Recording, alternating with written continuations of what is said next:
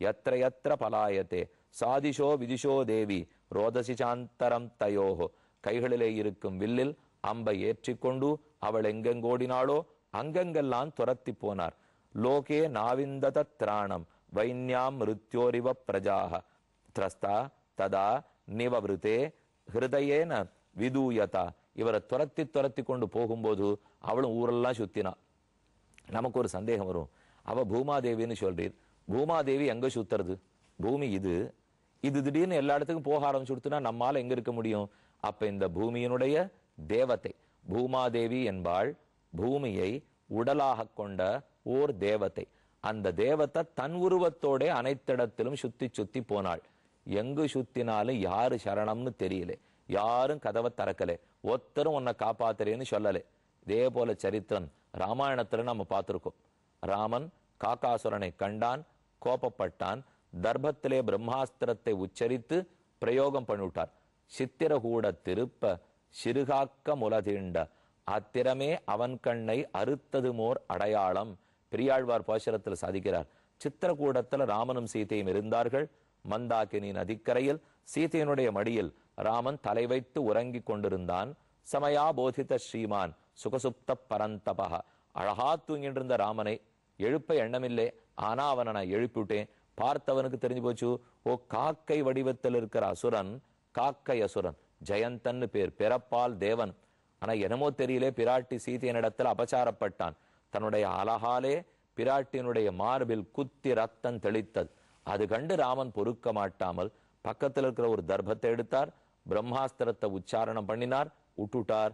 அவன் ஓரோரு இடமா போய் கதவை தட்டுறான். தந்தையே கதவை திறப்பீரா, தாயே கதவை திறப்பீரா, ரிஷிகளே திறப்பீர்களா, தேவர்களே திறப்பீர்களா, ஒத்துருமே திறக்கலை. அது வால்மீகி பகவான் சொல்றார், த்ரீன் லோகான் சம்பரிக்கிரமிய தமேவ சரணங்கதா. மூ உலகத்தையும் திரிந்து ஓடி அனைத்துலகும் திரிந்தோடி வித்தகனே ராமாவோ நின்னபயம் என் அழைப்ப. ராமா நீதான் எனக்கு காப்பாத்தியானும், மத்தாரும் கதவை திறக்கலேன்னு காக்காசுரன் திரும்பி வந்தானோ இல்லையோ, அங்க அவன் அசுரன், ராமன் ரட்சித்து விட்டான். ஆனா இங்கே நாம பாக்குறது பூமாதேவி எல்லா இடத்திலையும் சுத்தி வந்தார். குலசேகராழ்வாருடைய ஒரு பாசுரம், வெங்கட்டின் களிரடத்தாய் வித்துவக்கோட்டம்மானே எங்கு போய் உய்கேன் உன் இணையடியே அடையலல்லாள் எங்கும் போய் கரகாணா தெரிகடல்வாய் மீண்டேயன் வங்கத்தின் கூம்பேரும் மாப்பறவை போன்றேனே. ஒரு கப்பல்ல நடுவுல கொடிமரம் கட்டிருக்கு, அதுல ஒரு பறவை அமர்ந்திருந்தது. அது என்ன, நாம எப்போ இந்த கப்பலையே அண்டி வாழறது, வேற இடம் பார்த்துப்போம் அப்படிங்கிறதுக்காக நடுக்கடல்ல அது சுத்த ஆரம்பிச்சது. போறது போறது போறது, தள்ளி தள்ளி போயிடுத்து. போறச்சே ரொம்ப நன்னா இருந்தது, எங்க போனாலும் தண்ணீர், கால் வைக்கிறதுக்கு ஒரு இடமே கிடைக்கல. ஓ நம்ம இருந்த இடத்தை வேற விட்டுட்டு வந்துட்டுமே அப்படின்னு ஓட்டமா திரும்ப பறந்து ஓடி வந்தது. எங்கும் போய் கரகாணாது எரிகடல்வாய் மீண்டேயும் வங்கத்தின் கூம்பேரும் மாப்பறவை போன்றேனே. பகவன் அப்படித்தான் நானும் உன்னுடைய திருவடிகளை விட்டுட்டு எங்கெங்கயோ புகலிடம் இருக்குன்னு போனேன், ஒங்கியும் இல்லேன்னு திரும்பி போச்சு. திரும்ப உன் திருவடிகளுக்கே வந்தேன். திருவித்துவக்கோடுங்கிற திவ்யதேசம், வித்துவக்கோட்டம்மானே எனதான் ஆழ்வார் தெரிவிக்கிறார். திருவித்துவக்கோடு திவ்யதேசத்திலே வித்துவக்கோட்டம்மான் அவன் திருவடிகளை தவிர வேறு புகலிடம் இல்லைங்கிறது குலசேகரருடைய பாசுரம். அதே போலத்தான் இங்கேயும் இவன் எங்கெங்கோ சுத்தி திரிந்தாலும் காப்பாத்துறதுக்கு ஆள் இல்லை. திரும்ப பூமாதேவி பிருத்துவன் முன்னாடியே வந்து நிற்கிறாள். உவாச்ச மகாபாகம் தர்ம ஜாபன்ன வத்சலஹ திராகி மாமபி பூதானாம் பாலனே அவஸ்திதோ பவான் சத்வம் ஜிகாம்சசஹ கஸ்மாத் தீனாம் அகிருதகில்பிஷாம் அஹனிஷத் கதம் யோஷாம் தர்மஜ்ஞ இதியோ மதஹ.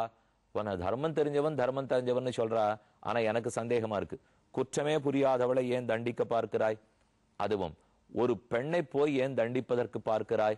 அதுவும் என் கையில் எந்த ஆயுதம் இல்லாத போது என்னோட எதற்கு சண்டையிடுவதற்கு வருகிறாய் என்று பூமாதேவி கேட்டாள். சஹம் ஜிகாம்சசே பிரஹரந்தி நவை ஸ்திரீஷு கிருதாக ஸ்வபி ஜந்தவஹ கிமுத த்வத்விதாராஜன் கருணா தீனவத்சலாக. இப்படி கோவப்படுற ஒரு வாத்சல்யம் இல்லை, ஒரு கருணை இல்லை.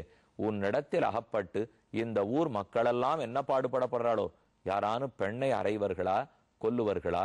அதுவும் அனைத்து சொத்தையும் நான் தான் தரணும், தரலே அப்படின்னு சொல்லி கோவப்பட்டு கொண்டிருக்கிறாய். என்னையே கொன்னுட்டியானா அப்புறம் ஆறுதான் சொத்து கொடுப்பா?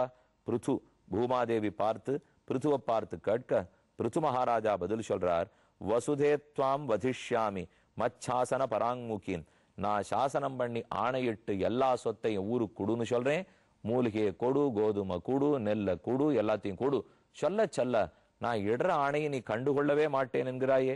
பாகம்பர் சிவா புங்கே ந தனோதி சோ வசு நோ வசு. புல்ல நன்னா சாப்பிட்டுட்டு பால் கொடுக்க மாட்டேன்னு சொல்ற பசுவை போலே நீ நடக்கிறீ. ஆகையால் உம்மை கொன்று உம் உடலை எடுத்து அதன் மூலம் ஊரை முழுக்க நான் காப்பாத்திர போறேன் அப்படின்னு ராஜா சொன்னார். உடனே பெண்ணு தரோவாச்ச பூமாதேவி பேசுகிறாள். நமஹ பரஸ்மை புருஷாய மாயையா விந்யஸ்ய நானாதனவே குணாத்மனே நமஹ ஸ்வரூபானுபவேன நிர்துத திவ்ய திரவிய கிரியா காரக விப்ரமோர்மையே. அனைத்துக்கும் ஆதியாக இருப்பவரே, அனைத்தையும் படைப்பவரே, தேவரீர் கோபம் கொள்ள வேண்டாம். நான் மறைத்ததற்கு காரணம் உண்டு. இதை இப்படியே நான் எல்லாருக்கும் கொடுத்திருந்தேன்னு சொன்னால் அப்ப நல்லவர்களுக்கு நல்ல வஸ்து கிடைக்காமல் வீணாகி போகிருக்கும். அது அவர்களுக்கு கிடைக்கணுங்கிறதுக்காக தான் மறைச்சிட்டேன்.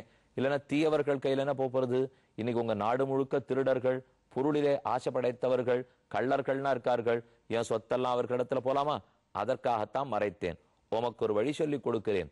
நான் பசுவின் உருவத்தை எடுத்துக் கொள்ளுகிறேன். அதற்கேத்த கன்றுக்குட்டியை கொண்டு வந்து நிறுத்தும். நல்ல பாத்திரத்தை எடுத்துக்கொண்டு வாரும்.